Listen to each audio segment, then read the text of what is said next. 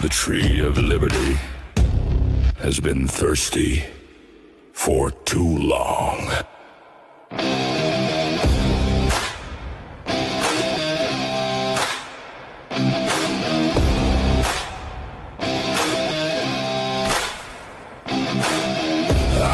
am the spark, the powder, the match, the shot that rang, the line in the patch.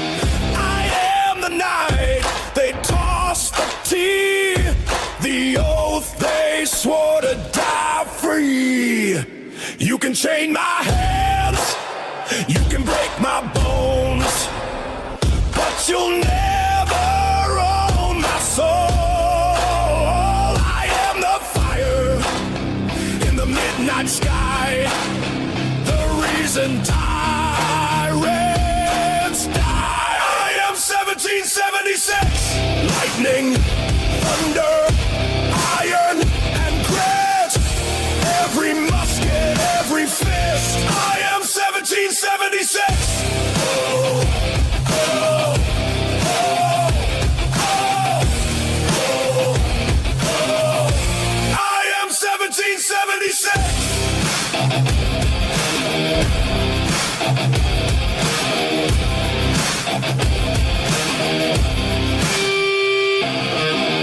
I am the flag they tried to burn, the shot that made the empire turn. I am the rebel, the minute man, the ink that wrote we can. We hold these truths, hear my boots on the cobblestone, hear my war cry, shake the throne, hear my drum, you know it's near, your reign of fear ends here. I am 1776, lightning, thunder, iron, and grit, every musket, every fist. I am 1776. Oh, oh, oh, oh, oh. I am 1776. I was gonna let you do the whole show yourself. I was just fooling around though. I gotta get a new one from to replace that one. What? New what? The Tree of Liberty there. Oh, I like that opening. I think that actually got everybody going. I like YMCA though too, but we used that for so long that it was kind of getting old, and now everybody co-opted over in the Middle East. So. Excuse me. All the Iranian people are doing the YMCA thing. Yeah, I know that. I think that's cool though that they're doing that. So let's see. Oh, look at all. Good morning, everybody. Happy. What is this? Happy Tuesday. Yeah, it's Taco Tuesday. Oh yeah, don't talk about tacos. Oh, that's probably that's probably what I'm gonna have for dinner. Tacos. I like tacos. But so a lot of shit going on. And I don't know. I couldn't see the blood red moon. We're socked in with clouds, so I was really disappointed. We got interruption here. We're losing signal. Not me. Yeah. I'm not. Yeah, you're freezing here. Am I? I don't know. If it might be my side. I don't know. Might be your side because your audio just kind of went like with a tinny sound on it. But let me go in and out. Okay, go in and out, and I'm going to do my prayer while you're doing that. Then I'll bring you back in. So let's see if I do this right. So, for I know the plans I have for you, plans to prosper you and not to harm you, plans to give you hope and a future. And that's Jeremiah 29:11. So don't fear anything that's going on. I think we're all going to be okay as long as we have God on our side. Amen on that one. So hope everybody agrees on that. So let's see, what do we got? Oh yeah, some people got to see it. I didn't get to see it. I was really bummed. I was looking forward to it, especially with the 333 thing, at 3:33 in the morning. I thought that was awesome. But So, oh, there you go. There's George. Oh, you're back. 3 thing. You're at 3:33 in the morning. Well, I woke up at 3:33, but then I got out of the bed at 3:39. I went outside to look at the moon. It was bright as unbelievable. It was like a light flashlight. Yeah, I wish I could have seen it. Then I went to but I didn't see anything. Well, I meant, I know. I wish I could have here. I bet you. And this morning I went out at 5:00, 5:05, and then I didn't see anything. It was a little bit of cloud. But this is let me do this one. Yeah. So, you guys know how I feel about Jim Acosta. I'm just going to throw this one out here because I think this is just freaking hilarious.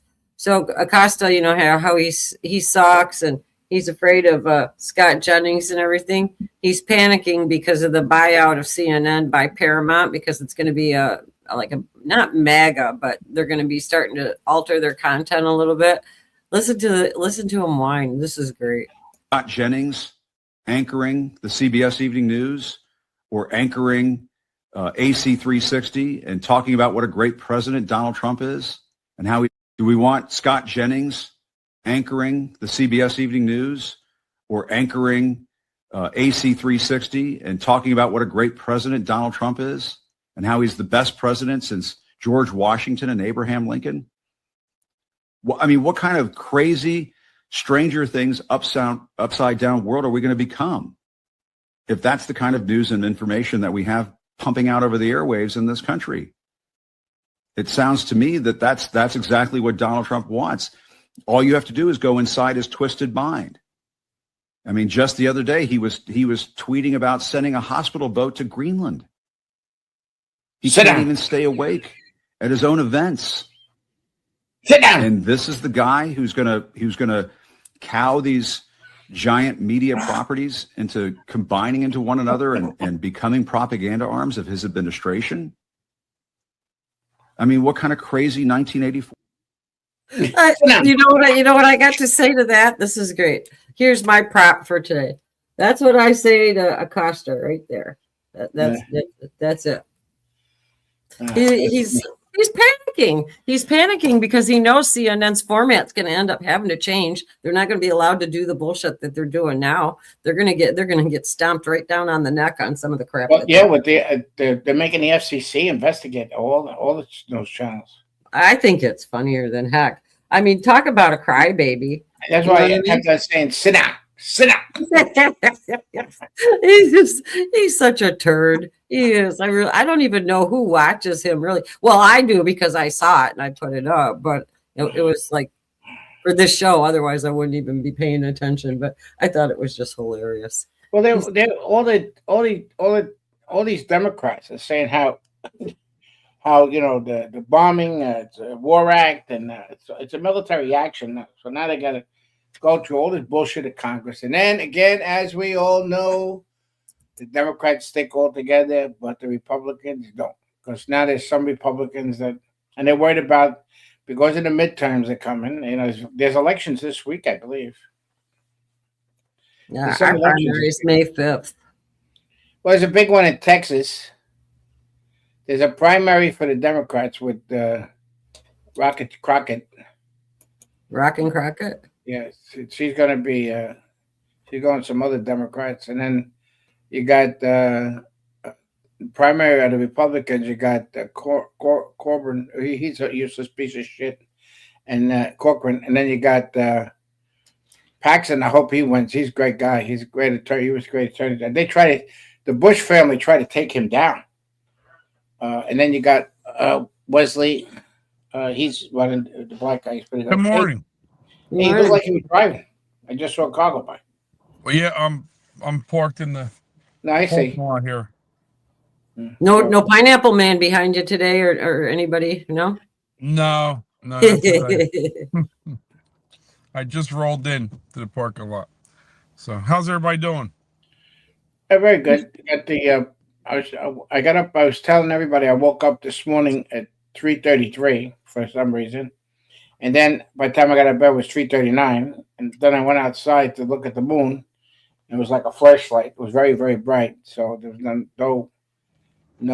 eclipse started at all. Then I went out this morning at 5 o'clock and didn't see anything, but somebody posted a photo of it, which I got up on. And then he missed Jim Acosta crying. Well, yeah, Jim Acosta was crying too. Did you see that one? Well, play it again. What was he crying about? I'll play it again. Hope you guys in chat don't mind. I'll play it again, but it was good. Oh, I can't. I already took it out. Oh my God! Oh, here we go again. No, it was Jim Acosta crying about the CNN getting bought out. Yeah. And about how he didn't want Scott Jennings is going to come and spew all this kind of crap and everything. Oh yeah. That would be great. Scott Jennings would rip Jim Acosta. That would actually be a good show. They should put those two together. He said the world's going to be upside down if Scott Jennings comes. Yeah, I think he was crying again, and I was screaming in the background, "Sit down!" And you can put Trixie in there in the mix to straighten Jim Acosta out too. Oh yeah. Well, see what I showed. I said this is what I said to Jim Acosta. Good morning, America. Come on. What you told me is number one. You were his number one fan. He's number one in my book. Oh man, there he is. The odds of that happening, getting that face was just phenomenal. Somebody was on my side. Yeah. He's such a. That's what I was saying. Well, here's a picture of the red moon, the blood moon. Bread moon. Yeah, red breaking moon. bread. I'm thinking about the beer. So and there it is. Is that now? Who took the picture? I don't know. Some guy did. Oh, I thought it was your picture. Some young guy. No, you need to get a picture like this. You need a scope. George, I thought you did. I was like, well, George, that's pretty good if you did it. Yeah, if I had a telescope. Yeah, that's awesome. But I bought my son a telescope. He was looking at the girl naked next door, so I had to take it away. Can't blame him. Can't blame him, can you? No, I'm only kidding. Just like that. I can't understand a word that thing was saying. Yeah. That was for looking at the naked girl next door. It's like he could. No, that was a joke. Yeah, but that was all comedy. Subject comedy there. That's all George was doing. Yeah. Oh, I know. You don't have a good sense of humor. You're Trixie. You're getting like Hitler at the deposition. I can't understand a word he's saying. It's not it's the accent. It's a little bit tough for me to hear. That was for you, Sean. I like the best one. I like is the one at the when they did the debate, him and Biden. That's the best one. You got to see if you catch that clip when he said, "I don't understand." I don't understand what he said in that last sentence there. Yeah, I'll find it because I like. That's a classic clip. That's better than that one there. That is a very good one. Are you critiquing my editing skills? You just. Oh no, you're a supremo editor. Thing was the supreme leader. You're the supremo editor. I know what it is. She didn't use a curling iron this morning. Oh boy, a little touchy there. You think? Yeah. What the hell are you talking about? I didn't use my What do you think? My hair? I get up in the morning and I have curly hair. Get out of here. No, I'm just saying it. One side is crooked.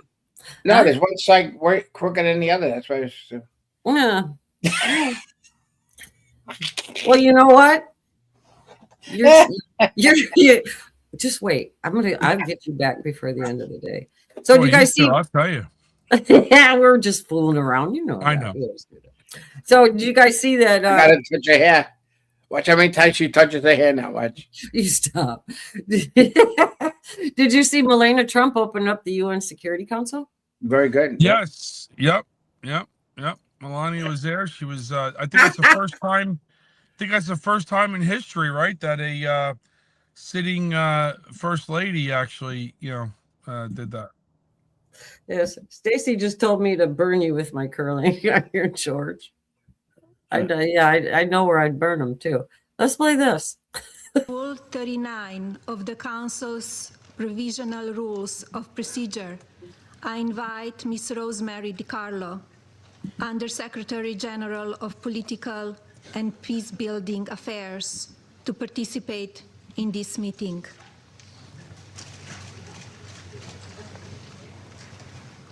It is so decided. The Security Council will now begin its consideration of item 2 of the agenda. I now give the floor to Ms. Rosemary DiCarlo. Rosemary DiCarlo. That's Wasn't Italian. that something? That was just awesome that she ended up opening that up. I thought that was great. Have you seen the Melania movie yet? No, I'm waiting for You it to gotta come go out. see. You gotta go see it. It's They not didn't gonna have it be anywhere around me. I'm gonna have to watch it on when you can do pay-per-view. I tell you, it was fabulous. It really was. It was awesome. And that was what 20 days before, right? Yeah, I was supposed. apparently it's a 3-part series. You have the movie that came out, and then there's gonna be 2 other episodes, I believe, on Amazon. Yeah, Oh. they made a lot of money on that one. Believe it or not, they didn't think it was going to be as usual. They didn't think it was going to be a hit. They They got should do the the. same thing. They should do the same thing with Trump. That would have been a cool. Well, they did that. Remember when that 2000 Mules came out? They gave it a bad, what do you call the tomatoes there? Oh, Rotten Tomatoes, yeah. Yeah, they gave it to Yeah. them, and it was one of the #1 movies out there. Mm. And with all that proof and everything else, they still questioned them at the elections. Yeah. Well, the FBI uses that technology to track down people. Why can't they use it to track down Well, that's how they did it. Yeah, they pinged all the voters? phones around the area at that time, so that was good. Anyway, Hey, we beat the news too. They're just starting to report about how they tracked all the Ayatollah Khomeini's buddies and everything. It finally hit the news yesterday about tracking in their in the fillings and in the colonoscopies. yeah, Wow. See, so you guys got to watch. We always hit the news ahead of time. There you That's go. right. That's good. we got a photo of what's his name, Kabubi, looking at the planes. I don't know what the hell you just said right Yeah, there. that's But right. Khomeini, Kamabi, whatever. Balala, balala. And he was saying that before. Oh shit! Daytime. Here we are. Yeah, there's a lot of fake AI photos going around showing him in rubble. But then there was one I saw last night, but I didn't put it up because I can't verify it. But it shows a bunch of guys around him actually crying, and Khomeini's down under some bricks and everything. But there was no blood on his face, with all the debris and everything. So I wasn't sure about that one. I don't know, but it looked like it. Well, he picked the success already because he knew it was coming. That was the best one. They say his son's just as radical, and he's becoming friends with the parliament that they have there, whatever they call it. So he's going to be the supreme leader, but they're gonna wind up taking. How can you? They got to give up. I mean, they only got so many shows left, Well, and you know what the #1 name is at the for the new leader of Iran? oh shit! What name? No, next. Next, Yeah, so next. So that's the #1 name. the whole thing is now that came out on the news about the fillings. Now everybody's gonna pull out their teeth. Gotta be teethless, I guess. Yeah. Wow. They're a bunch of idiots. You know what I found? This is really interesting since we're talking about Ayatollah Khomeini. This is how smart Donald Trump was. Well, besides smart, but he's known about this for a long time. We need strength. I mean, you think Gorbachev is tough. Think of this character, Khomeini. I mean, this son of a bitch is something like nobody's ever seen. And it's true. It's day. funny is he called that all out Mm-hmm. before, right? And they did it on Oprah Winfrey, did it on all these shows and everything else. And he was never challenged. Like nobody ever said anything against him at all. Nothing at all. It's just amazing, because he's the word that did it, the one that did the word is when he said this at the first time he got elected. I am turning the government over to you. And if you watched everybody in the background's faces, they knew it was coming. But because of who he had that they told him to prick as Attorney General, that first tweet that was there, that guy from North Carolina, what was his name? He didn't want to get involved. I can't remember his name. Help me, people. Help me, people in the chat. Who was the guy Guy that was where? The first Attorney General for President Trump? Oh, The little tweet. yes. Yeah. You talk about oh god, yeah. Kevin was He was the there. senator. Oh. He was Oh, ex-senator. Lord, everybody's doing Everybody knows who it is, and they can't come up with a name, but everybody knows who we're talking Well, about. poor, I didn't know who George was even talking about there until he. Oh yeah, it's Sessions. T.S. Money Sessions, said yeah. Sessions. Yeah, Jeff Okay, Sessions. thank you very much. He was a little Harry weasel. had a brain fart, but he was a piece of shit. Oh, I'm not going to get involved. George, who are you talking to down there? Somebody? There's a microphone down there. What's going I on? picked up a weight. Oh, are you doing some rehab? Yeah, look here. Are you lifting weights? Here's a 50-pound. Oh, look at you. I'm taking this to the next rally so I can hit him in the fucking head with it. Don't threaten people. Don't threaten people. Yeah, George, you got. Yeah, We'll you get gotta an be more X on calm, YouTube George. and we'll be in trouble. I'm sorry. Yeah. I take it back. Yeah, be a little more hit them- calmer, I will George. You hit- might you might toss it into the crowd. You're not going to hit it. No, I might hit them gently. You might pat them. You nudge them. You nudge them, George. I just want to see what it looks like. It's your, what do you call that? You know who made that? Persuader. It's You know your who made that up? It was Joe Joe Croft. Korf, right? Yeah. Right. Yeah, he has a group of veterans making these things up, and the money that he raises, it goes to the veterans. I got to get that site that he does. Has it? Yeah. He's So a good guy, Joe Croft. if you guys are in the chat, could you please, if you don't mind, we're going to ask very nicely, give us a thumbs up. We got a lot of people that watch, and we don't get that many thumbs up. So I know you like it. You can go out of the chat and do the thumbs up and come back in. It's no problem. You could do that. Yeah. You're not gonna lose your spot. Yeah, we'd appreciate it though. That'd be great. So speaking of people that you don't like, I'm going to make everybody spit their coffee out. The day I left office, border crossing into the United States were lower than the day that I entered that office inherited from Trump. The day I left office, border crossing into the United States were lower than the day that I entered that office inherited from Trump. He is, I won't say it. That's just a fact. On the day I left office, I handed Trump the strongest economy in the world. In the world. That's not hyperbole. That's a fact. I'm sorry about the edit job. I pulled a Biden. Who's he talking to? He's Are talking. people That was, cheering or booing?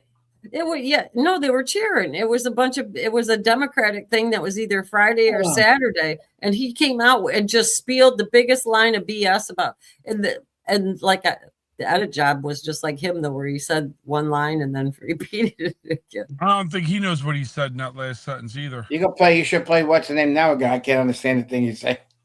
Yeah. Yeah, that one fits really good with him, doesn't it? But I don't know. I just thought I'd play that because he's such a retard. It's amazing. He's a legend in his own mind, that guy. Yep. I mean, he's sitting there, what he's saying is just unbelievable. And he looks at everybody, and people are sitting there clapping. And what? He's going nuts. How do you make the claim? That's, Yeah, the best economy, the freaking gas was through the roof. Unbelievable. I got a liberal guy that goes on my Facebook page, and I know him a long time. And he turns around and he says, yeah, look at the jobs that they lost. And everything. Yeah, I said, when Biden did jobs, he used to hire more people in the government so he can make good with his numbers. Yeah. The jobs that Trump is creating is jobs from in local places. That has nothing to do with companies. That has nothing to do And don't forget, he's subtracting the government numbers because they've been getting rid of people. So, yeah.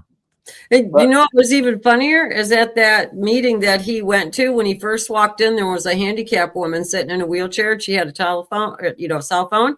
He walked over to her and grabbed her cell phone and just stood there and was staring at her phone. And the Secret Service that was with him had to walk over to him and grab the phone away from him and give it back to that woman. He just froze.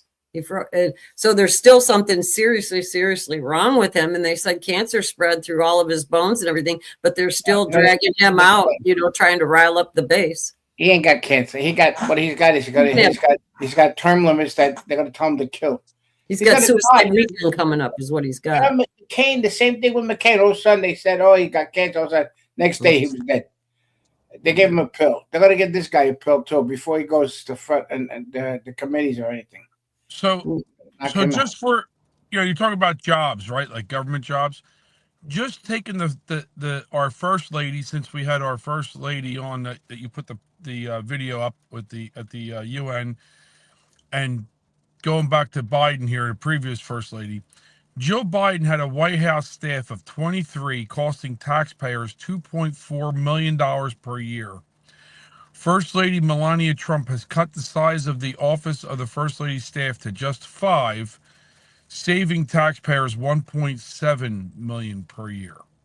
Yeah, So think about that. Almost 20 people difference and $1.7 million per year difference in. But don't forget, you have to have at least 2 people to change it. Depends. I was just going to say that they were all ass wipers. Well, it depends. I was going to say that too. But seriously, but think about that. Just alone with that is. No, it's amazing. Yeah, well, but they don't understand that. And the best one is they haven't talked about the ballroom anymore. You know, that ballroom has a lot of donations by private investors. But George, you have a different definition of ballroom. Yeah, I know. Like, yeah, I do. I can't understand a word he's saying. It's not it's the accent. It's a little bit tough for me to hear. Listen, you got to find the one that he does. But did you hear what he said though about the ballroom? That was funny. He says that Melania's getting mad about all the hammering. He goes, but I love that pile driving sound. He goes, I love it. I think he was giving her a message about piling. Maybe. No, but he loves it because it's building the buildings and stuff like that. That's what it is. Well, he missed it. You know, he used to do a lot of construction in the city. I mean, he put 50-story, 60-story buildings up. I worked in a few of them. Yeah. You know, and he was a great guy. He used to walk on the job, say hello to everybody. You couldn't shake his hands too much. Once in a while, but he had that germophobic thing. Yep. But he bought, he used to buy lunch for people. He used to make the GC buy the lunch for the workers on the job. And he used to walk around, look all the pipe work that was up the ceiling that we did, Yeah. And he says, "Oh, I love union work." That's what he kept on saying. "I love my union workers." That's all he kept on saying, walking around. Now, because he went to the end to doing this shit, all the majority of unions are going for the communists. It's funny that the thing I went to on Saturday for the Republicans, we had a couple people from the Carpenters Union there, and they were talking about how their members really align with Republicans, and the challenge is Republicans really should show their policies of supporting unions because of how, just with immigration, how that hurts the workers, for union workers and stuff. So the Republicans align more with unions than the Democrats do. Well, it used to be the other way around because of the worker situation. But the problem is now you got unions are being forced to take illegals in to work on the jobs. And especially on construction. I mean, there were the majority of, I have to say, the majority of the laborers that used to clean up all the stuff and everything, a lot of them were Italians. But they were citizens. They were hard, and a lot of Irish too, because one contractor was structure tone, and they were heavy into Ireland and stuff like that. Gotcha. And then they were in the Carpenters Union. Majority of them Carpenters Union too. But they know what the shit they're going through. And I was hearing the all the English Parliament were talking with the making decisions about giving the President Trump allowing to use their airfield strips and stuff like that. And you can see all the ones that the liberals complaining about it. So what do you think? Should we play Susan? She did a good update yesterday. Yeah, I would. You guys up? It's 10 minutes, so I don't know. Is that too long for you guys? 10 minutes? Only 10 minutes? Yeah, only 10 minutes. I could break it up into 2, but then it kind of loses. I'm gonna slip my seat back and get my pillow out. Just text me when it's. How about we do this? Let's ask the chat. How about we ask the chat if they want to listen to it or not? Do you guys want to listen to Susan? It's 10 minutes long, but it's last night's update, so it's fresh. Let's see what we get. Yes. Okay, I got one yes. Hey, real quick before we go to Susan, who am I imitating? Watch. Bill Clinton. Yeah.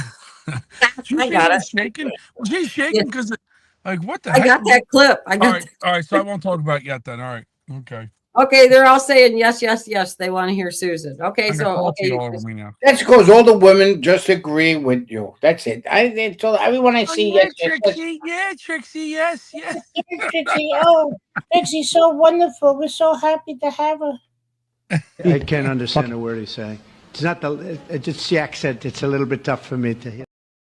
A little bit oh tough. my God. Okay, we're going to go with Susan. Here we go. Why would John Bolton, the man who has wanted to bomb Iran for 30 years, suddenly sound the alarm about the president who finally did it? Politico's headline read, John Bolton sounds the alarm on Trump's Iran gamble. And here's what Bolton told News Nation. We can't get a completely straight answer from the president what his objective is. He says, with one set of remarks, it's regime change. And that, by the way, is my preferred objective. I'm entirely in favor of it. But then says in other remarks that this could be over with in a couple days. If this turns into a one and done operation, 2, 3, 4 days of strikes, and then President Trump says, okay, opposition, over to you, there's not going to be regime change. Bolton's complaint was echoed across the British press and the foreign policy establishment. It's that the president is not on board with their policy of regime change. Chatham House, the intellectual arm of the British Foreign Office, chimed in saying, you don't do regime change from the air. No strategy can't be done from the air. That was the expert consensus over the weekend. Then on Sunday, President Trump sat down with The Atlantic and said this about the Iranians. They want to talk, and I've agreed to talk, so I will be talking to them.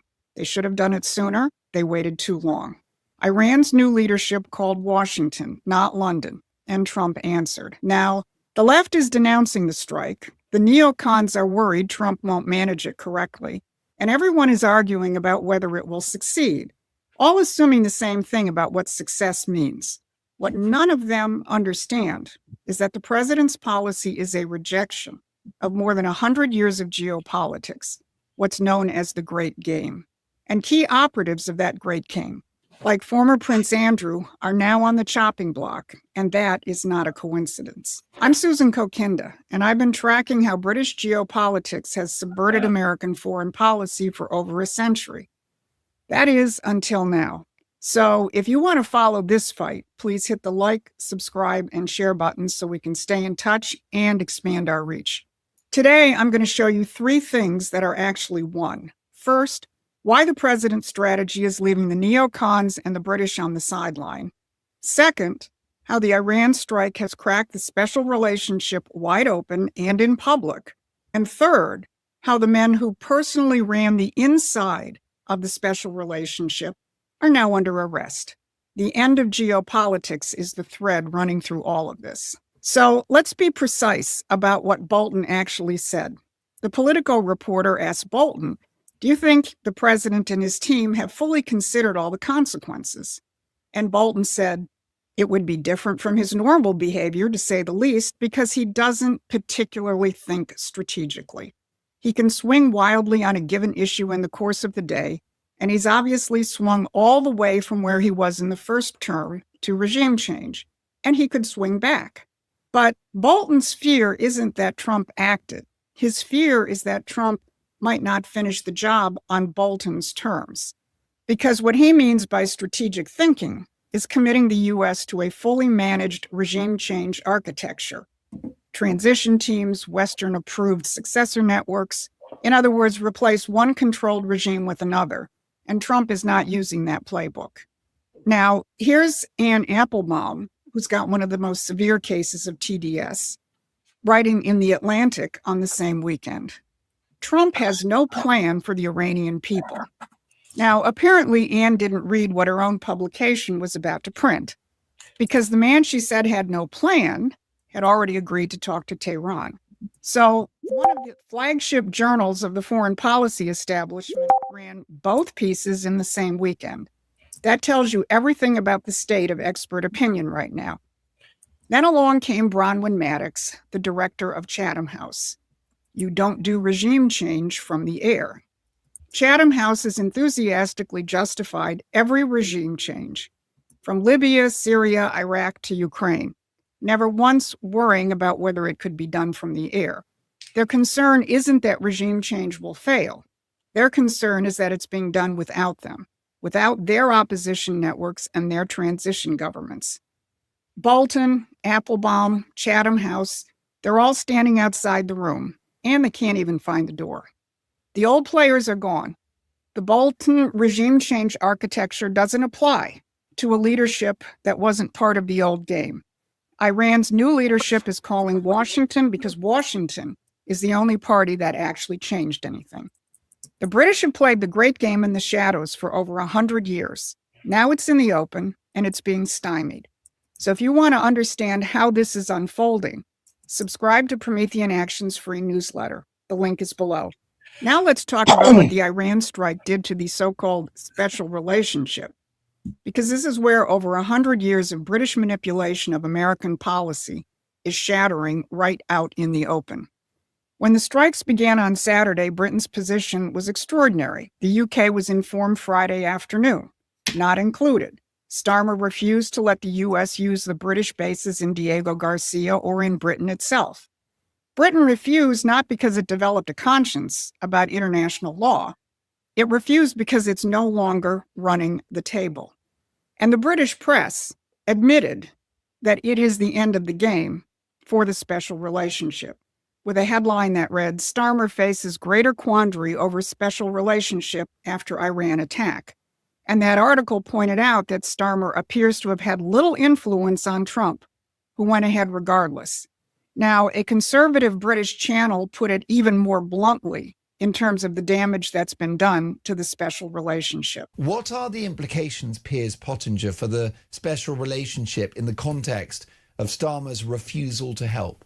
I don't know, but if I was... I don't think the Americans will forget. No, I don't think so, and I think Trump will be, if indeed it's true that he wanted to use our bases and we didn't allow him, I think he will not forget that or forgive it. But it wasn't just Britain.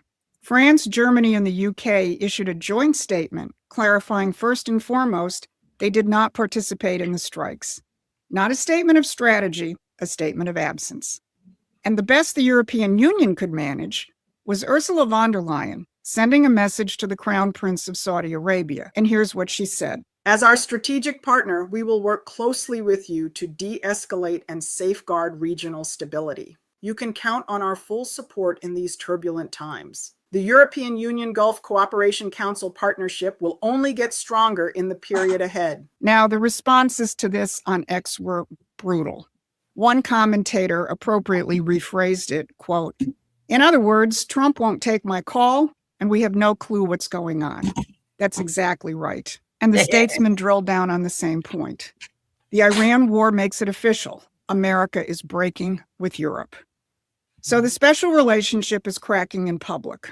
When Tehran calls, it calls Washington, not London. And the question worth asking is, how did that special relationship actually work? Not the photo ops and the state visits. What was the real mechanism?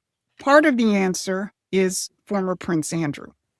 Let's go back to 2008 when the British were still happily directing American foreign policy. Andrew, then Britain's special representative for international trade, sat down in Kyrgyzstan with a room that included businessmen, government officials, and the American ambassador. The American ambassador wrote it all down in a cable, later published by WikiLeaks. And she told people that what Andrew told the room with astonishing frankness was the following. The United Kingdom, Western Europe, and by extension, you Americans too are now back in the thick of playing the great game. And this time we aim to win. He wasn't being metaphorical. He was describing it to an American diplomat on the record, the actual operating framework of British foreign policy. Not the public version dressed up in democracy and human rights, but the real version, in his official capacity as Britain's trade representative. Now Andrew's been arrested, the first royal arrest in centuries, on suspicion of misconduct in public office. The Epstein files contain evidence he was passing confidential trade reports into Epstein's networks. So the man who bragged about winning the great game was running British strategic intelligence through Jeffrey Epstein. That is not a personal scandal. That is the operating method of the imperial apparatus, now on public record. And shortly after Andrew's arrest came the arrest of Lord Peter Mandelson, who had been appointed by Starmer as Britain's ambassador to Washington, sent to manage the special relationship at the very moment Trump came in for his second term. The Epstein files show that Mandelson was passing advanced knowledge of British financial policy into the same networks. So the geopolitical operative and the financial operative, both out on bail, arrested, both exposed at the same moment the apparatus itself is being dismantled. The Iran strike ended the special relationship, and it's out in the open. Britain is sidelined. Europe is issuing statements of absence. Tehran is calling Washington. And simultaneously, the men who ran the real special relationship, Andrew running the geopolitical side, Mandelson running the financial intelligence, are on the chopping block, taken off the board together. This is not a coincidence. This is the end of geopolitics. Now, ending an entrenched system is not easy, and it is dangerous. That is why you have to stay focused and on the stage of history. So join Promethean Action so that we can see this through to the end. That was really, that I love. And guess what? You know why they all changed their mind? Why? Because NATO's fucked. Excuse me. Oh, NATO's it's in bad doo-doo. Well, you could say that. You could say we're past 20 minutes in. YouTube isn't paying attention to us. Wait a minute. You use that word anyway, so you said what it meant. Why are you saying that about NATO? They're in bad doo-doo. Why? Because the United States, how much it funds NATO? Yeah. If it wasn't for the United States, there'd be no NATO. Yeah, well, exactly. Yeah, but they did get money from other countries now to help. Still doesn't matter. It matters what happens. The United States at this point with Trump in the head, at the head of everything, is very powerful, and they know that. Trump don't think twice of pulling out of NATO. No, Right. He's not funding the UN either. They came out and said that they're going to be broke by July, and because we fund 22% of the entire budget of the UN. We shouldn't be funding. We should be funding zero budget. UN's got to be moved. So this just shows you globalism is dead. It's dead. The deep state or the powers that be or whatever, they're done. I wouldn't call it dead. I would call it hibernation, because life support maybe. Well, no, I call it hibernation because if we lose a presidential election and somebody else comes in, another Democrat, you don't think all that stuff gets right back into effect? Depends on how broke the European Union. How broke the European Union is. Look at Ireland. They're like it. They're on fire now. You know, people see the game. That's the only thing that I hold on to, is that so many people are awake and see the game now. That doesn't matter, because you get a new leader coming in that wants to play ball. When I mean play ball, I'm talking about enrich everybody, right? That's around them. And I don't know, call it Gavin Newsom. Let's say Gavin Newsom was president. You don't think that the United Nations would be fully funded by the United States again in a heartbeat? That's my point. Do you ever see a future with Gavin Newsom being president? Seriously? I hope not. I'm not saying he's going to be president. Okay, I was going to say you haven't had enough coffee yet this morning. I'm just saying that all this stuff, I've heard him say DEI is dead. DEI isn't dead. DEI is none of this stuff is dead. It's all more on hibernation mode of some sort. Because of who you have as commander in chief. But once he's out of there, hopefully we have somebody that's just as strong as him, at least on our side in there. And that would, because I remember Rush Limbaugh used to say this, and he was 100% right.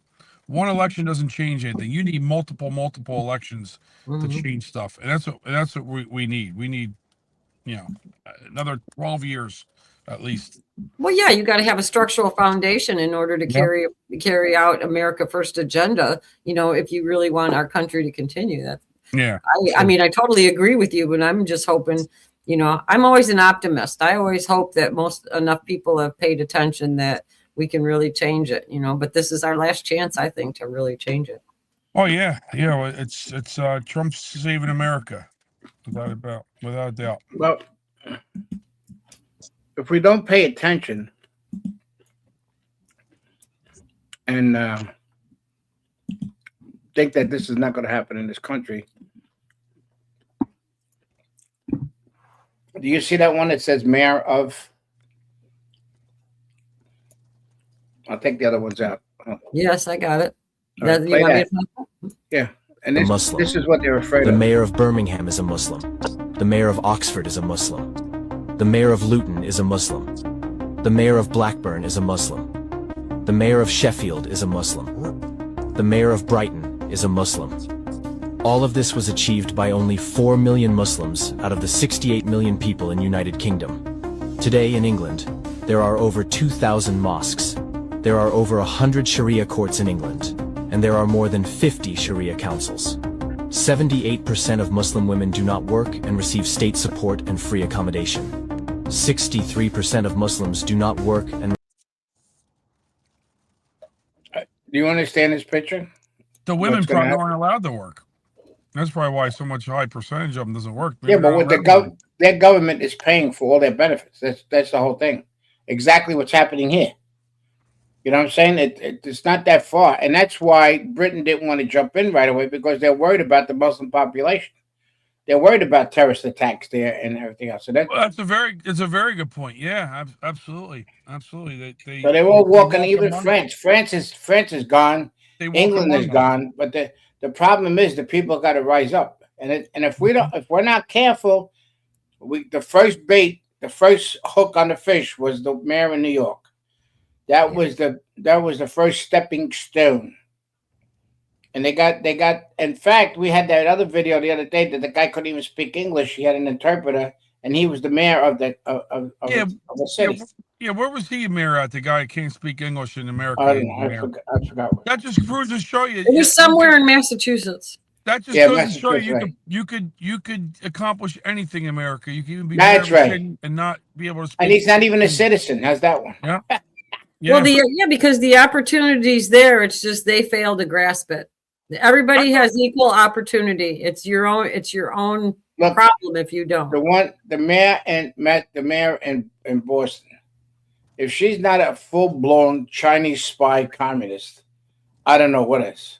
Mm-hmm. And that we have a lot of infiltration in America. And if we don't stop it, I said it today live this morning on Facebook. If we don't grab a handle on this shit, it's just going to take off. And you know, we got 35. There's 3,500 mosques in the United States. Well, And look at the money that comes. Look at the money that comes into politics from outside of our country. They say it's not supposed to, right? But it does. We know it does. Oh yeah, yeah. Okay, so however they bring it in through Act Blue or whoever else, you know, that's got to be stopped, and that hasn't been stopped at all. Well, the whole thing is that they keep on taking. They keep on taking it. That's the problem. Sure. It's like but it's got to big- be stopped. yeah. There's got to be a way of tracking. The problem is the American people. But wait, they want to track you from doing a $650 Venmo transaction, but big time money that comes in, money that comes in overseas to buy politicians, they can't track. I was going to say the same thing. Yep, get the freak out. Get the words right out of my mouth. Yep, I'm getting aggravated again, George. See, I get some of this shit. Gets me. I can feel my blood pressure going up. If there was a blood pressure meter, I would be going. They're building a what is that? 50,000 square foot mosque. Where at? In Florida. Yeah, but I'm that if there is people in America, well, that's one thing. I'm talking about these politicians that the money that's coming in from overseas. Well, it's what I'm talking about because you got the board of directors that approve these plans. That where you think they get the money from? They talked about the Texas governor being recipient of some of that money. Yeah, okay? he got hit. He collected money from them. Well, what do you think? How do you think 2 Sharia courts got? You know how do you get rid of all of them? Ban Sharia court in the United States. Sharia law. Yeah, well, see, In Texas, there's a report from 2025 that shows there was 13 million in state funds that were given to Islamic organizations in Texas alone. And it's they said it's an organized effort involving groups like the Council on Islamic Relations, which is CARE. But they said this is a good fact. This will be an eye opener. Nationwide, $1.5 billion in taxpayer dollars has been given to Islam Muslim causes since Biden took office, and that includes federal grants to mosques, Islamic centers, Muslim nonprofits, and all their related organizations. And I've got the year-by-year breakdown from 221 to 2025. You have a chart to show? That would be great to show a chart if you can show it. Can you show it? I'll make a chart out of it because I got it late last night, so I didn't have time to do it for this morning. But yeah, I've got it, some of the breakdowns by state too. What was spent funding the schools? What kind of an increase? They're also funding the Muslim schools here. What, But they're funding the Muslim schools here too. We're taxpayers are funding their school. Tricks, that would be great to show. That's a good find. Yeah, I'll make a chart up, but it has just like Texas, because we were talking about Texas. There's 330 mosques, and it's a 47% increase just since 2020. Right, correct. I was going to say that. So yeah, in what you were talking about, Florida, there's 200 in Florida, and it's up 70% just in the last 10 years. 220 now.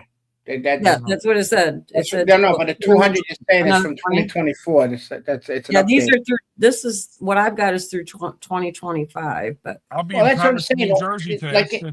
That's what I'm saying. A beautiful. We have a beautiful red state here. The red state that was so powerful, Florida and everything else, and you're having these mosques built because what's happening is they're funding these private companies that buy the real estate that are working for the Islamic people. Put the plans in, and then they go to the planning board, and they say, and then what happens is the money comes in, and they approve it. They stopped the one in Vero Beach because 2,000 people showed at the hearing, at the planning board hearing. Mm-hmm. You know, if you show up at these, that's what I try to tell a lot of people. Yeah, you got to show up at these hearings, these school board meetings, and everything else. If they see a lot of people show up, they're looking at the votes out there. Yeah. Did you know, how we talk about, you're talking about the Muslims and everything, but this is really important. Thomas Massey has been, how he hasn't been on our side. I found last night that they went through a lot of his stuff, and he's been taking money from Democrats, for a majority of Democrats. Was that Thomas Massey? Oh, yeah. He's been taking money from Democratic PACs and everything. So that explains his behavior and everything, and why like Red says, why he hangs around with Ro Khanna.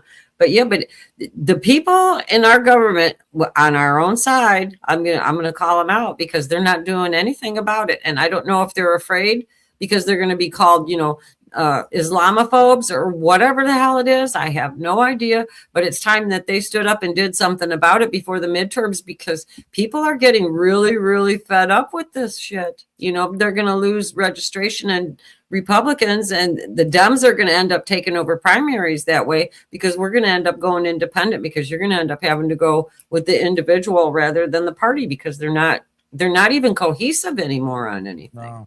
No. Hey, Loves Christ is putting some breaking news in the chat.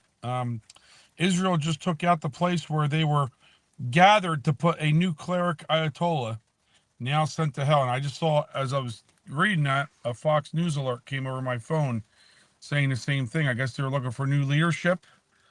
So I guess next is out and next is in, right? The next one is contested number 4. Please step forward. Can you imagine being like the guy in the room and they go, "All right, you're up." Nah. No, that'd be like, what was that movie where they said that whoever wants to go first, please step forward, and everybody behind them steps 1 foot back? Yeah. What was that, in Stripes or something? I can't remember. I think so. Yeah, they should just tell who's ever next. Hey, if Allah's on your side. If you really want to meet Allah, take the job. Yeah. Right. I was trying to find out when the word Islamophobia came out. And it came out. I came out from Hillary Clinton. No. Listen to this. Well, it started in 1997, reported by the British think tank, the Rummet Trust. While the concern defined that as unfounded hostile field of disliking of Muslims.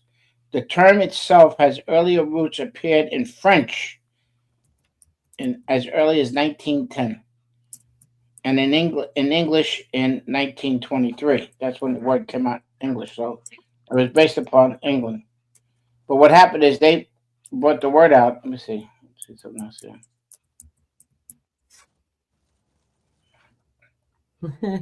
They said, oh, Dub 54 said Blazing Saddles. Maybe that's where that came from. Oh, Probably. yeah, Blazing Saddles. That was good. I love that movie. Yep. That's so funny.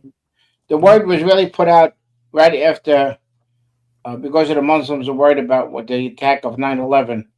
That's when the word started coming out heavy in the United States due to pushing of the Democratic Party as another racist word. Yeah. So the Democrats are very good in using words like the whole thing is like racism and Joe Crow. They won't say the left. It's more so, I think, the left and the Democrats. yeah, Jim Crow. It doesn't matter. I would listen if you're a registered Democrat. I don't care. That's it. You're a communist. You want to destroy this country. If you vote for those assholes just because you got TDS syndrome. Well, look what they do, though, George. They're chameleons. I mean, you look in Virginia, that Spamberger, right? She ran on a moderate. Oh yeah, CIA. No, but she ran on a moderate, and this and that. Yeah. No, I mean, she's taxing everything. She's taxing Uber Eats, Uber drivers, FedEx deliveries, UPS. She's creating a way to make. She's taxing taxes, for God's sakes. I mean,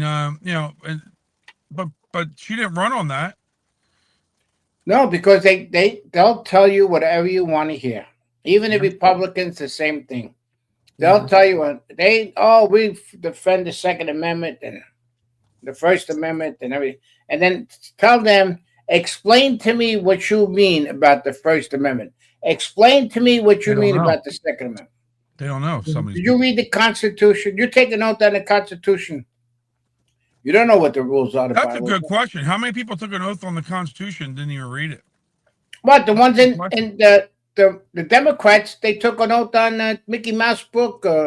Everything else. But getting back to what you just said, that's a great point. How many people took an oath on the Constitution, don't even read it, and don't even know what the freak it really is? They could tell you, there's some rights in there or whatever. You ask any veteran what the oath was, and they'll repeat word for word.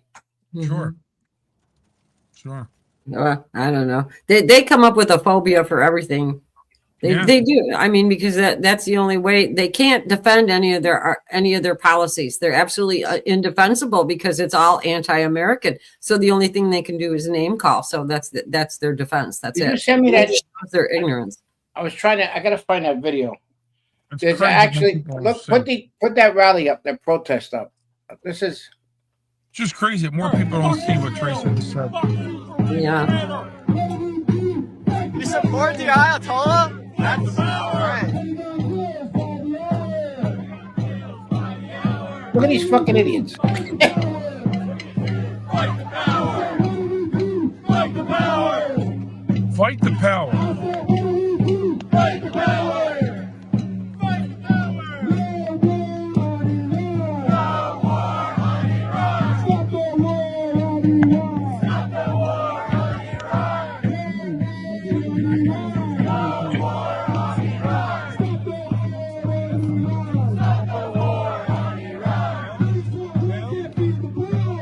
For war can't feed the poor. Fire it up, can't take it no more. Bids for war can't feed the poor. Look, a mask hole. Yeah, what do you have on his mask? What do you have written here? I don't know. Look, that guy's a Phillies fan. Look. That's right. That's right. Now,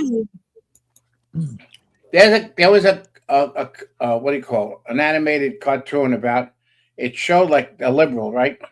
And all of a sudden there's a little door on his head that opens up and they put the chip in. Right? I can't find it. We showed that yesterday, George. That's it, but I want to say it up.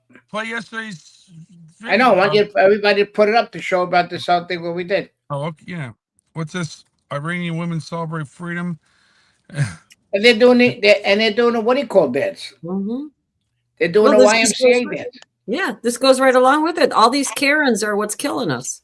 So Chris Eppolito called me yesterday, and we're having a conversation, and he says, it's ironic. Everybody in the Senate, every senator agrees that Iran can't have a nuclear weapon. They all agree Right. with it.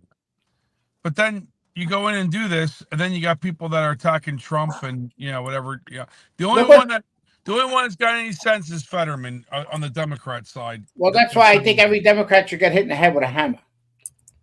I think that would cure a good problem. Or get hit with a lightning bolt. I think that would be a little better. But look what Hillary Clinton said. They should wipe out Iran. She said it. Yeah. Yeah. Did you see that full? Oh, could you play that other one? Why you look at me like? Why are you so confused? I'm looking. I'm trying to. Okay, I see which one you're talking about. Because you're mansplaining, George. Thank you, Sean. Thank you. Okay. From the moment our great president announced that he would run to serve our country, the shadow force has done everything in its power to change what God had set forth. With a government that had covertly been tainted over the years, an outsider was chosen to change the game and begin a movement to remove this disease, give the people back what had been taken from them, and preserve the rights given to us by God. Many men have tried to make this change in the past and were removed in one way or the other. However, this time, the game was known, and this war had been planned long before 2015. With the media well in the pocket of the antagonist and almost every politician either in bed with or extorted by the enemy, the great president still managed not only to win the more than just what he had promised the American people. But what most do not realize is what he is accomplishing outside of the public view. This will truly be his greatest achievements and what will change our lives and history in ways that we never realized possible. He will be victorious in a centuries-long war between darkness and light that very few even knew existed. Although many days appear like a total defeat to the American patriot and the patriots around the world, President Trump maintains the confidence of a man that won the war, and that is because he already has.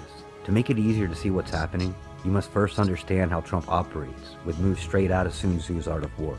Every move the president has made, no matter how random it seems, is calculated to the smallest detail. His methods become more apparent once you understand the strategies, and here are just a few. Before you enter a war, you must first be confident of your abilities, and you must learn your enemy intimately. Being a businessman and not a politician, Trump was able to walk amongst the snakes for decades under the radar, learning their Alinsky-inspired playbooks, the financial systems that they used to indebt and control the population, and observe the many ways that people's money was being used to fund globalist conquest and line the pockets of those conspiring. Trump did this while maintaining the admiration and respect of all until the day the elite realized he was the lion that was about to devour them. Victorious winners win first, and then go to war. And Trump had this war won before he even entered the battlefield in 2016. Great leaders have already calculated possible casualties and have heroes like Seth Rich, Julian Assange, and General Flynn who are willing to lose their battle in order to expose the enemy, their intentions, so that we can win the war. Trump has gained his warriors by treating people as his sons and daughters, fulfilling his promises, which is why they will now follow to the deepest valleys behind a leader whose actions far exceeded his words. The one who is always victorious does not win through force and skill, but is one who subdues the enemy without fighting. The ones that are often fooled or forced into physical conflict are not necessarily the enemy. The ones that lead them into conflict are the forces that need to be removed. Like with Saudi Arabia, North Korea, China, and Iran, you show your agitator that they have nothing to gain by attacking you. You will diminish their enthusiasm to do so. You inspire the country's people by reminding them of the power they have over their leaders, by reminding those leaders who really has the power. Next, you build a golden bridge to retreat across by offering them something that will benefit their country while creating a sense of victory for everyone. Yet Trump's greatest attribute is his ability to confuse his enemy so that they cannot fathom his real intent. Strategic deception has been valuable for the president. When you are competent, appear incompetent. Appear weak when you are strong. Be extremely subtle, even to the point of appearing dormant. Always evolve and maintain flexibility, because any man can see a plan made for battle, but no man can determine a plan that never stops evolving. And this allows Trump to be the director of our enemy's fate. It also allows him to seize upon opportunities as they arise, taking advantage of overconfidence. He has mastered the chessboard and controls all the pieces while brilliantly getting the enemy to slowly defeat themselves, leaving them unsure what to defend or who even to attack. He has roused his opponent into revealing their intentions as to expose its vulnerabilities. One way Trump does this is by creating an illusion of conflict where there may be none. As many of his administration is shuffled or moved around, people assume that he does not know what he's doing. Trump often even exchanges unpleasantries via social media and sound bites with those that were relieved of their duties. He does this with his allies and his enemies. Some of those exchanges have merit, but many others, such as Jeff Sessions, are nothing but kabuki theater, giving the deep state actors an insecurity of who they can trust. This also allows Trump loyalists a shadow to hide behind while they complete other unforeseen tasks. Finally, we come to the strategy that most involves us, the Trump supporters, the Patriots, and the digital warriors, and that is targeting the enemies where they are not. Preparing the battlefield for where it's going to be instead of where we are.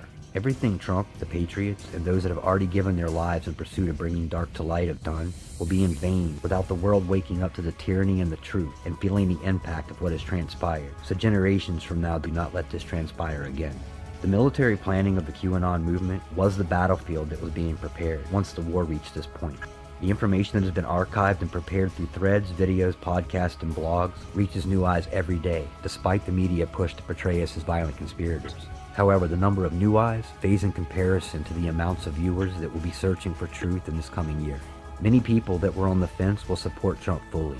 Even those that stand firm in resistance now will be forced to see the truth and will stand by Trump's side in the end. All that will be left in resistance will be those that are guilty and those whose hearts are filled with hate and contempt. When this time comes, those that have spit on us and called us names will finally see the love us deplorables really have for the people. All people. They will see that our fists aren't clenched, but our arms will be open. We will not harp on the past, but we will move forward together, without division, without judgment, without hesitation, but with one common goal: freedom. Very interesting. But you noticed a couple of things that flashed up there was the IRS and the Federal Reserve. That came up a couple of times. And you wonder, isn't it amazing about Jeff Sessions was put up in there? Yeah. You know, and like they took down General Flynn, but those other two assholes when he did not have the first term. He did not have the proper people. Everybody was picked for him.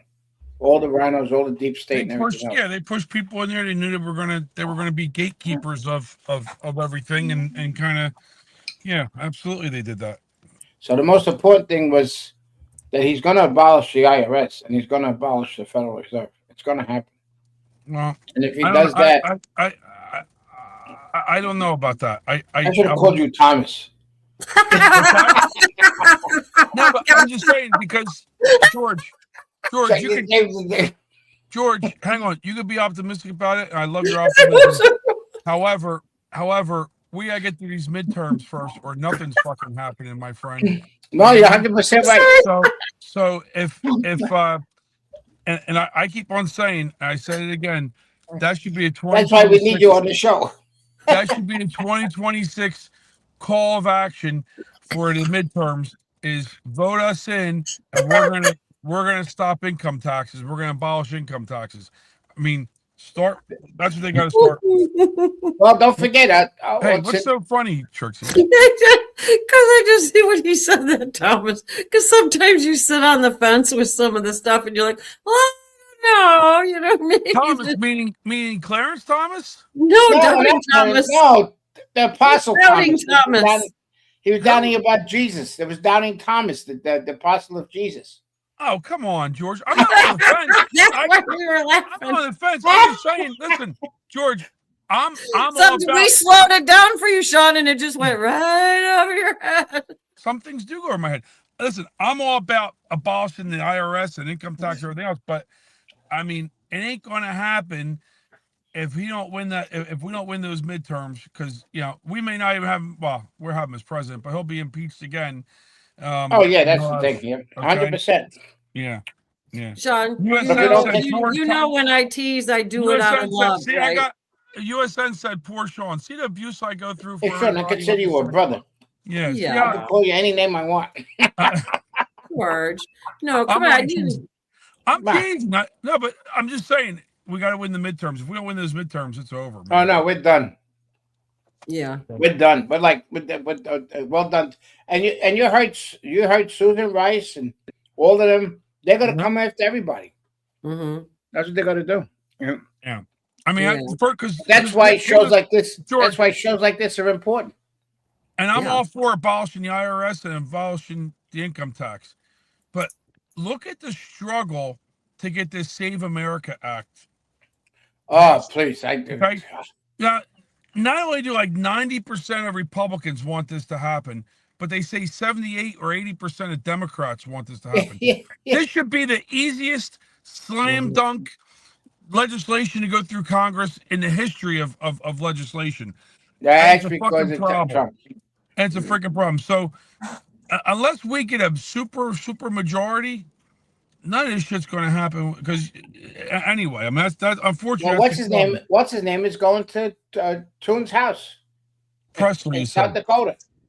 Yeah, I hope so. Scott.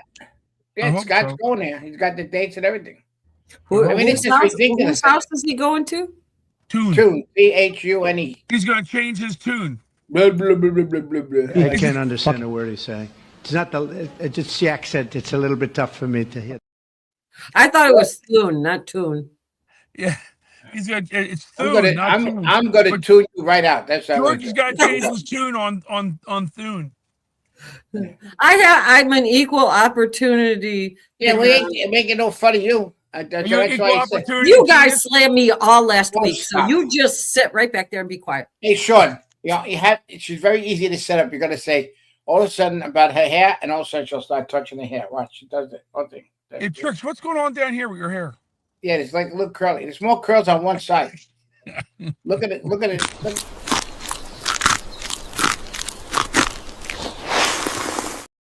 I just ignore you guys. She has the controls, George. I know, that's the problem. Yeah, she's got the controls. You know, you guys, I tease out of love. I don't do it to be mean. I hear you. The point is that we never paid taxes until 1913. We were surviving on the tariffs and everything else. And that's what Trump was doing that. And all of a sudden, the Democrats, the courts and everything else. George, that's a great point. The tariffs. We think the tariffs are doing good. We know they're doing good, I think, right, for the country. Right. But look at the fight with the Democrats. Why? Why are they fighting the tariffs so bad? Because they're losing money with their donations coming into all those other organizations. I think it's a couple things too. I think one, they're afraid of Trump's success. Number one, they want to kill any kind of positive momentum Trump gets with anything successful. And we all know this. Time tells all tales, right? So we need time to go through with this and to see where it is in history. And I think Trump's tariffs are going to be a great thing in history if they stay moving forward, because I think it can fundamentally change things that we have going on in this country. But they don't want him to succeed. They want him to fail. So it's easy to attack it, and they get the media to tell you, "Oh, all your stuff's more expensive." Well, I got economic news. I go to McDonald's every morning, as you guys know, when I go through, and I get the same thing every day. And it's about 30-40 cents cheaper now today than it's been back when. That's because he was serving it McDonald's. They took the 30 cents off because they got free advertisement from Trump. There you go. Maybe that's what it was. They were like, "Hey, this guy gets the same shit every day. Let's give him a discount." But seriously, it's like 30 cents cheaper than it's been. So things are. I see things going down. Now the whole thing is about now with the fuel and stuff. That's gonna come up now with all the thing about everything else. But everybody doesn't understand the whole plan. How this whole plan started. It started with Venezuela. Sure. And that's why, remember we played that video I posted about Trump with Venezuela and then Iran, because Iran's oil was diluting all the bed of the fuel of the Venezuelans, because they don't have the refineries for that. So what happened was he knew, and everybody says, "Oh, Bibi is in charge of Trump," and Trump knew exactly when to hit Iran. See, I thought Trump was Putin's puppet, not Bibi's puppet. Yeah, no, now it's Bibi's turn. Yeah, well, everybody's turn. You know, they pick. Yep. So now what happens is now he went after Iran. So now if he was Putin's puppet, he wouldn't have hit Iran, right? He wouldn't have hit Iran. And you notice that Iran had the allies of China and and Russia, and they ain't helping them out of law. And don't forget, Iran was getting the drones. The drones were supplied back and forth to Russia. Russia Hey, was Russia, getting the yeah. drones from Iran. So Yep. now, this is now. Hear me out. How much time we got? Here's the thing: Venezuela was done, right? It warned all of South America. China's influence was in all those South American countries. Don't forget about the Panama Canal. Correct? Remember the Panama Canal? China had their influence in there. And right away, oh, let's go, rock and roll, out you go. Right? And they had all that, they were infiltrating all South America. After Iran, guess who's next? It's Cuba. Yeah. All right. He turned around 10 times and said, it's up to you who you pick as a leader. We're not changing the regime. The Democrats kept on saying they're going to, no, they're not. And then the whole thing is that blew up in their face, the Democrats, that Trump is not changing the regime, just like the Democrats tried. The Democrats did Libya, change their regime. Saudi Arabia, not Saudi Arabia, Saddam Hussein, change the regime. All right, all Egypt. the players, right? Egypt. Yeah, and they had control. Libya had control. He was going to the gold standard. They took him the F out. As soon as he said about the gold standard, boom, goodbye. They did that. They've been doing that. They've been doing that about the money since Abraham Lincoln. That's why Abraham Lincoln was one of the part of the assassinations attempt about him, because of the money. And it's all bad history. Everything else, it all intertwines with everybody, and goes back. The strategic thing was Venezuela. That sent the message to everybody in South America. Listen, China, you better straighten your shit out, because we could take you down with the economy. They ain't in good shape, China.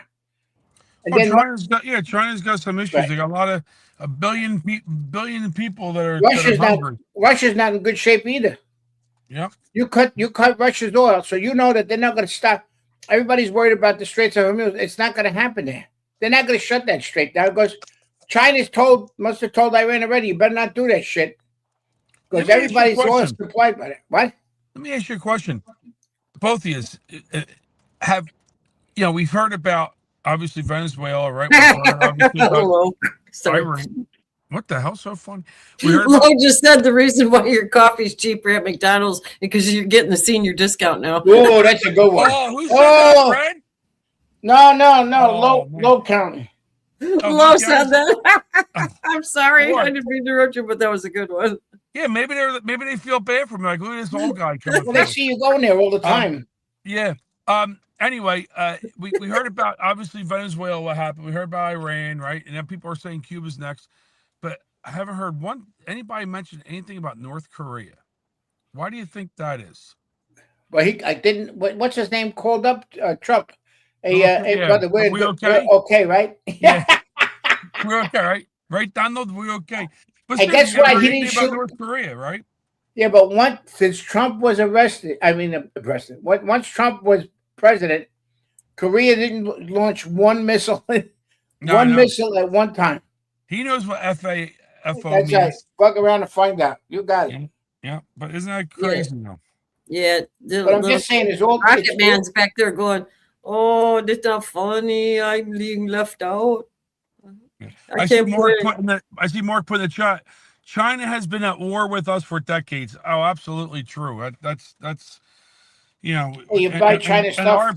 And our politicians have not only allowed it to happen, but have festered it to happen. Well, it was Nixon and Kissinger. Nixon opened them up into the World Trade Organization and everything, and that's. Well, you heard about Kissinger, right? Kissinger was a piece of shit. Kissinger's an evil person. The whole thing is that what it really opened up to China and everything else was during the Clinton administration, when they said they're going to do an agreement with them bigger, and the whole thing is they took all the toys and everything away from United States. All the manufacturing, clothes, everything else went to China. Everything. There were people here working, minorities were working here like crazy. The biggest population were working in factories, white minorities. Having jobs, good paying jobs. And what they did is they destroyed the family. They wanted to destroy the nuclear family, put it out of that. That doesn't matter. they had all these plans. The Democrats had all these plans to take down this country. Mm-hmm. Take God out of school, do this, but step by step, everything was step by step. Well, to weaken people, That and because they hate Trump more than they love America, and everybody says they that. hate America from in late 1800s, 1895. I know, that's what I'm saying. That's why that fits so well, because it's the truth. It's right in your face. But the only thing that benefits the Democrats, they all stick together. You saw them. Yeah, they always do. They all stick together. Not the Republicans. Look, we got that. Like as Sean said about the SAFE Act, right? Mm-hmm. They can't even do the filibuster. Oh, that's filibuster, and that's in my opinion, that's low hanging fruit. It's not like something that either side could be like, oh, this is so hard to pass. Your constituents all want it. All your people vote for you. The majority of not a 50% or a 51% or a 52%. You're talking 80% plus of your people want this done. It's a no-brainer. Like, what next? That's what it should be. Let's get this a yes and go next. I don't. Craig came out with a good point. That's why we play Susan all the time about how the British. Hey, look how many countries were under control of Britain. Mm-hmm. India was right. All the Iran was, Iraq was under the thumbnail of British monarchies and all that stuff. And then they went they just decided to get their freedom. But the whole thing is the money was still put into these countries to create problems in the Middle East. Everything was to create problems. And the whole thing is that, like I said, and problems or distraction. Distraction, put it that way. Right? Yeah. Yeah. Listen, England's been pissed off at us since they lost the Revolutionary War. That's how, and since then, and the thing that people don't understand with that Revolutionary War, right? It was 13 colonies that we had, and when the word about the 3% came out, the only ones that fought the revolution were the 3% of farmers, people that went to church and everything else, like we did the thing with the show with Black Robe Regiment. And what happened is the elites were making a lot of money. All the ones they didn't want to lose England because of the tea, the tobacco, the cotton, all that stuff. All that stuff was all planned. And then what happened is when they lost, they couldn't believe it. Sorry. And they've followed the same game plan since then.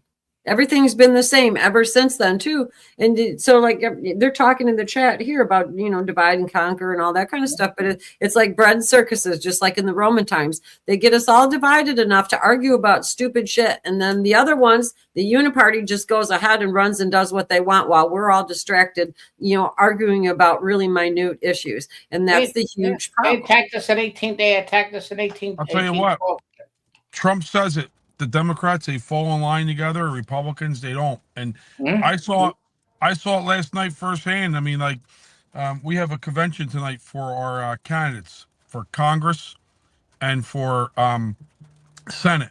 Okay, so in our county, there's actually 2 congressional districts. Right, one's against that Bonnie Watson Coleman. I'm sure you heard of Bonnie Watson Coleman. Right. Yeah. Yep. All right. She's a horrible person. Anyway. That one, there's 2 people going. Then the one that's in my district, which is kind of funny. What's his name was the the Asian guy. It's now a senator. What the hell's his name in New Jersey? It was his district. And there's a guy that took over, Herb Connolly, who's a Democrat. I heard he's getting primaried because he's not left enough for the party down there. But we have 4 people running, and it's a seat that we don't have. And they're arguing already about who to back to run. It's an uphill battle to win this seat, right? And it's not like it's a Republican. Like we have Chris Smith that's in a district near us. If Chris Smith was retiring and he's in a safe district, I could see guys like being real argumentative for the convention because it's a Republican seat. This is not a Republican seat. It's a Democrat seat. Just let the process play out. But they're arguing, they're dividing shit for no reason. And that's the problem with us Republicans. We Yep. I give you a good example. Instead of fighting the other side. That's perfectly what you said. I give you a great example here. In this town of Fernando County that I'm living in. All right. And what they did is they had two guys running. There was a guy that's doing the prime, they had a primary. All right. I endorsed the other guy, not the Republican that they all financed the rhinos and everything else. All right. So the whole thing is out of 60,500 voters, only registered voters, only 4,500 came out.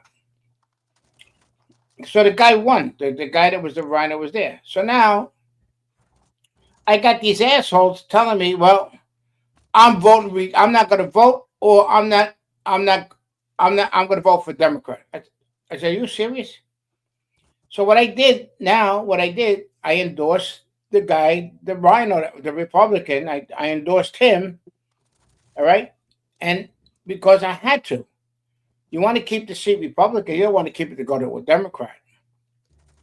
But this is the mentality of people. The whole thing is, even if they're rhinos and they're going to win, that's who you back. You have to get them in because they have a choice of maybe doing the right thing when they get in office or maybe not. But at least we have the majority of the House and the Senate. And it's pissing off the MAGA people because, number one, people are so pissed off about the accountability. It's unbelievable. And there's a lot of, I hear a lot out there what's going on. And it's pissing off a lot of people. And I have to explain things. I mean, there's statements that come out that are not being shared at all, So, don't forget the thumbs up, people. I'm going to come out and find every one of you. Yeah. Go out of the chat, come back in. Go out of the chat. This is George Washington, the original Patriot. Give these two fellow Patriots a thumbs up. You got it, George. Thumbs up. Absolutely, the OG Patriot. Thumbs We're high. ready to ride for 45. Let's go. We didn't make that. Jack made that. AI Trixie voice, I don't know. She's very annoying, that voice. Yeah, I know. AI's really a crap. Yeah. Come on, hit the thumbs up. Yeah. You don't have to imitate it that much. You almost there. You don't have to imitate. You know what, George? I haven't done this in a while. Got it. Perfect. Heavy with sweetness. Just one bite and you'll know what you've been missing. We were told not to. Feel it, smell it. Does that seem dangerous It does to you? smell good. Go on, one bite. Crunchy. That's right. See, you women ruined everything. You made us bite the fucking apple. Everything went crazy. That sounds perverted. We would have never had perverted. We would have never had Muslims. They did make her look chunky in that picture. Yeah, I got the other one, Vicky. But that's the problem with AI. Sometimes you come out like 2-ton tussy, or you look like you're about 20 years older. It's really the one I made was like, whoa. I know I look like a whale. You put that up. I'm going to put that one up. And that's it. Go ahead, George. Go ahead. Why is it when you imitate me, you sound like you sound gay? Go ahead. Try to act like a woman, so I get it. Wait, George, you sound gay. Not that there's anything wrong with that. Remember the Seinfeld episode when they kept on saying that? Oh, yeah. We were talking about the other day, right? The gay word. It was such a happy thing that was so nice. They used to say that the old movies got gay and dancing, and they took that away. Then they co-opted that. You can't talk about. You can't tell anybody you're talking with somebody about a car. Oh man, I have troubles with my tran. Yeah, you can't even say you have a tranny problem. Well, what if you're talking to a guy? Man, I have troubles with my tran. They said, "Really? You got some problems with your tran? What is she, a guy or girl?" Right? Well, we used to say a tran. It was talking about transmission. Yeah, you want to blow a tranny. Your car. You say you blew your tranny. You're in trouble. Yeah. Well, I heard about that. I heard about the what do you call? When they came in with the white lips, with all cream all over his lips. He had a drink. Well, he had an ice cream cone and everything else. So when he came into the bar, the guy says, "What's that?" And he says, "Oh, I just came back from the mechanic and said I blew a seal." Yeah, there should be a list of things that you said 20 years ago versus what you say now are totally different meaning. Oh right? yeah. They took There should it be a all list away. of They that. just had to. They do things. They don't take away. They don't take away Jim Crow. They just should say that Jim Crow was a Democrat. But no, they won't say that. We're back to Jim Crow. Oh yeah, Schumer. That's Schumer's favorite thing. Jim Crow. He needs and he's married to a guy. He deserves a bat over his head. Yeah, that spouse of his, I don't know what. Yeah, I know. Well, I don't know well what the that guy is. cooks hamburgers. They cook them raw. Because that's because he likes meat. Who Yeah. puts cheese on a frozen hamburger before it's cooked? Ah, please. No, I don't know. They co-opted anything that was good. They co-opted and twisted. They really did. Thumbs up, people. I'm gonna go check right now. Let me check. I'm gonna see if anybody put thumbs up. Good show today, everybody. Oh my God. You didn't Oh, get we got to your no Hill- thumbs you didn't get to down. your Bill. You didn't get to your Bill Clinton clip. Oh, I can play that right now. It's real quick. Shaky Bill. As far as I knew, they were all helping. Flight attendants in tank tops and jeans, right? No. Do you believe you were a victim of a Jeffrey Epstein intel operation? Do you think that you might have been like caught up in some of what he was maybe potentially doing? Excuse me, Congressman, which question are you asking? I'm asking Intel if the- operation? First of all, I don't. Some type of intel operation. I'm just curious because it's been speculated on today and yesterday understand. that he may have been an intel asset. Do you think, perhaps knowing what we know now, the proclivity of it all, that he may have been targeting you as part of an intel operation? I doubt it. In 2019, you stated after he was arrested, I guess this would be the second time, you stated you knew nothing of Epstein's, quote, terrible crimes since you only met, quote, briefly on only, quote, 2 occasions. Was this statement false? Excuse me, Congressman, That's can you not put in an the accurate the statement. record Can you that please statement? share us with the text? Yes. In 2019, as reported by the media, which George. Yeah, he's scared. He was scared. I mean, he was His hands well are shaking. prepared for it, but he was like, His head. Let me tell you something. If there's a choice between Hillary or him, Hillary is going to bury her husband. That's what I can tell you. He should have said to the council there or whatever, I That's gotta go my back home. I gotta go back home. You gotta cut me some slack. You know? Yeah. Well, that's You don't yeah. know Like, you don't know what she did to Seth Rich. You don't know what she did to this one, that one. And the list goes on. yeah, but Bill Clinton, no, they nailed him.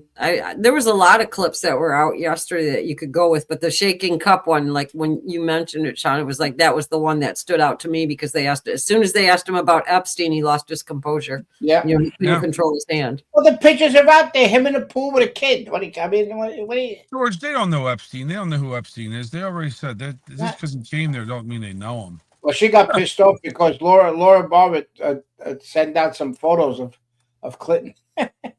Yeah, but you know what? They should have did that. That was stupid. Everybody knew they were in there. Why give them because then the story becomes about that. You know, like they should just Listen, the whole thing is the only thing I know is Nancy's not found, and the husband the husband went out to look for her, right? Didn't Nancy? What do you call Shannon's husband went out to look?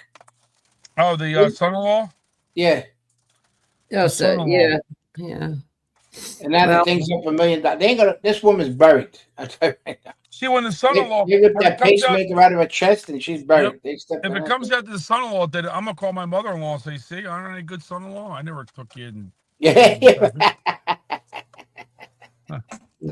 Well, we've had a good discussion today. I think the chat was fired up today, and we were fired up today. And we always like to throw a little humor in there, though. You got to have a good laugh in the morning. You can't be dead serious. But like you said, we were ahead of the news a lot of times, and I think that's why these shows are important, especially ours. Very important, and it's important. Even Mike's show's pretty good. You know, Mike Schwartz. That Mike does an okay. Yeah, he does an okay job. Yeah, he's all right. You know. He's all right. Yeah. Well, I hope everybody enjoyed it today because I did. I thought it was good. We had a good, really good material today too. Yeah, that was fun. Covered important stuff. It's always fun. Yeah. So I hope everybody. So I guess we're gonna raid Mike Schwartz, and we'll be back tomorrow. Oh, tomorrow's Wormhole Wednesday. Before we raid Mike, hit Hit the like before you raid Mike. That's right. Hit the like, Mike. And don't You're forget. a poet. You don't know it. I'll make a rhyme every time. We can keep going on that one. All right, we're gonna raid Mike. Let's What? Who? What? What? I can't. I can't say where you said it. I know what we're gonna go out with because I never get any. Oh, here we go. Trixie wants I like this song. I like that song. What about for people like out there? There's other people out there like other songs. Some people put a request. Yeah, can you put Like Mars Wormhole, huh? Yeah.